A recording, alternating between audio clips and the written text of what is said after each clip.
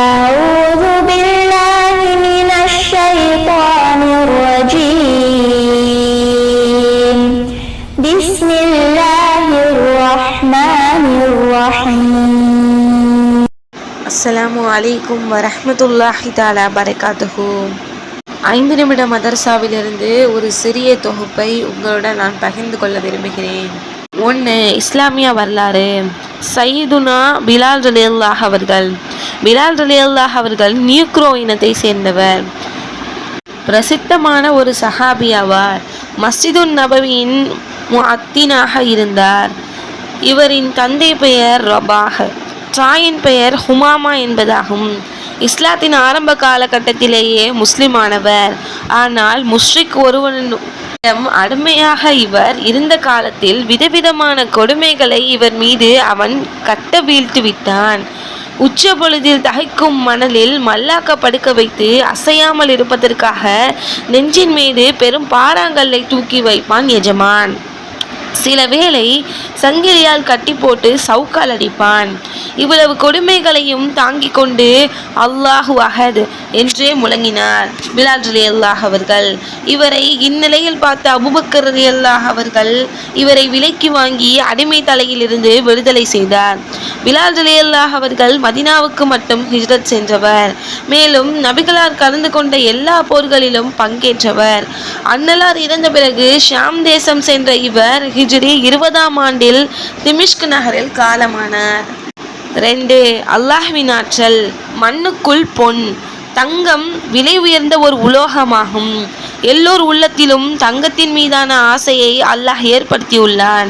உலோகங்களில் துருப்பிடிக்காதது கருக்காதது தங்கம் ஒன்றே. நிலக்கரி கிடைக்கின்ற அதே பூமிக்குள் மஞ்சள் நிறமுடைய மினுமினுப்பான தங்கம் எப்படி உருவாகிறது? இவை யாவும் அல்லாஹ்வின் ஆற்றலே ஆகும். 3. ஒரு ஃபர்லை பற்றி. அல்லாஹ்வுக்கு விருப்பமானது. அல்லாஹ்வின் தூதரே, அல்லாஹ்வுக்கு விருப்பமான இஸ்லாமிய அமல் எது என்று ஒருவர் கேட்டதற்கு, தொழுகையை அதற்குரிய நேரத்தில் தொழுவது. தொழுகை தீனின் தூணாகும். எவர் தொழுகையை வேண்டுமென்றே விடுகிறாரோ அவருக்கு தீன் ஏதுமில்லை என நபிகள் நாயகம் ஸல்லல்லாஹு அலைஹி வஸல்லம் அவர்கள் பதிலளித்தார்கள். 4. ஒரு சுன்னத்தை பற்றி. நலம் விசாரித்தல். ஒரு நோயாளியின் நெற்றியில் அல்லது கையில் தனது கையை வைத்து உடல்நிலை எவ்வாறு உள்ளது என விசாரிப்பதே நன்முறையாகும் என நபிகள் நாயகம் ஸல்லல்லாஹு அலைஹி வஸல்லம் அவர்கள் கூறினார்கள். 5. ஒரு முக்கிய அமலின் சிறப்பு. கடன்காரரிடம் நளினம். கடன் வாங்கியவருக்கு தண்டனை கொடுப்பது, அதாவது அவரிடம் வசூலிப்பதில் நளினம் காட்டுவது, அல்லது கடனை மன்னித்து விட்டுவிடு. இவற்றில் ஒன்றை செய்பவருக்கு நிழலே இல்லாத மறுமை நாளில் அல்லாஹ் தனது அர்ஷின் நிழலில் இடமளிப்பான் என நபிகள் நாயகம் ஸல்லல்லாஹு அலைஹி வஸல்லம் அவர்கள் கூறினார்கள். 6. ஒரு பாவத்தை பற்றி. முஸ்லிமை அவமானப்படுத்துவதின் தண்டனை. எவர் ஒரு முஸ்லிமை புறம் பேசி அதற்கு பகரமாக ஒரு வாய் உணவை பெற்று உண்பாரானால் அல்லாஹ் மறுமையில் அவருக்கு நரகத்தின் உணவை உண்ண கொடுப்பான்.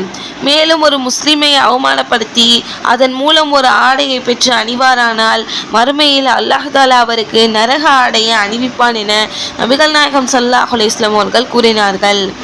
7. உலகத்தை பற்றி. செல்வமும் ஏழ்மையும்.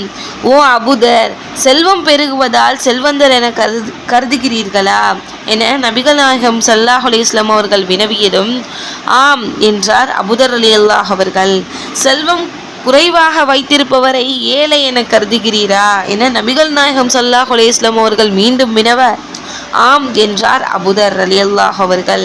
அதற்கு நபிகளார், செல்வமும் ஏழ்மையும் அவரவர் மனநிலையை பொறுத்த விஷயமாகும். மனதளவில் நம்மை சீமானாக எண்ணுபவன் உலகில் எது கிடைத்தாலும் திருப்தி அடைவார். மேலும் தம்மை ஏழையாக கருதுபவர் எவ்வளவு கிடைத்தாலும் திருப்தி அடையவே மாட்டார். மாறாக அவனின் கஞ்சத்தனத்தால் பாதிப்புகள் அதிகம் ஏற்படும் என பகிர்ந்தார்கள். 8. மறுமையை பற்றி. கொதிநீர். அல்லாஹ் கூறுகிறான், கொதிக்கும் நீரை நரகத்தில் குடிப்பீர்கள். விளக்கம். நரகவாசிகள் குடிக்கும் இந்த கொதிநீர் அல்லாஹ் வானம் பூமியை படைத்த நாளில் இருந்தே கொதித்து கொண்டிருக்கிறது. இந்த நீர் நரகவாசிகளுக்கு புகட்டி அவர்களின் தலையில் ஊற்றப்போகும் நாள் வரை இது கொதித்து கொண்டேதான் இருக்கும் என்பதாக லஹ்ஹாக் ரஹ்மத்துல்லாஹி அவர்கள் கூறினார்கள். 9. நபி வழி மருத்துவம். முலாம்பழத்தின் பலன்கள். உணவுக்கு முன் முலாம்பழம் சாப்பிடுவதால் அது வயிற்றை நன்கு சுத்தம் செய்கிறது, மேலும் வியாதியை வேருடன் களைகிறது என நபிகள் நாயகம் ஸல்லல்லாஹு அலைஹி வஸல்லம் அவர்கள் கூறினார்கள். 10. குர்ஆனின் அறிவுரை. அழகிய கடன் கொடுத்தல். அல்லாஹ் கூறுகிறான், தொழுகையை நிலைநிறுத்துங்கள், இன்னும் ஜக்காத்தும் கொடுங்கள், அன்றியும் அல்லாஹ்வுக்கு அழகான கடன் கொடுங்கள், இறைவழியில் செலவு செய்யுங்கள். நன்மைகளை எவற்றை நீங்கள் உங்கள் ஆன்மாக்களுக்கு செய்து மறுமைக்காக முற்படுத்துகிறீர்களோ அவற்றை நீங்கள் அல்லாஹ்விடம் மிக மேலானதாக நற்கூலியில் மகத்தானதாகவும் காண்பீர்கள். அன்றியும் அல்லாஹ்விடமே மன்னிப்பு கோருங்கள், நிச்சயமாக அல்லாஹ் மிக்க மன்னிப்பவன், மிக்க கிருபையுடையவன். அஸ்ஸலாமு அலைக்கும் வரஹ்மத்துல்லாஹி தஆலா பரகாத்துஹு.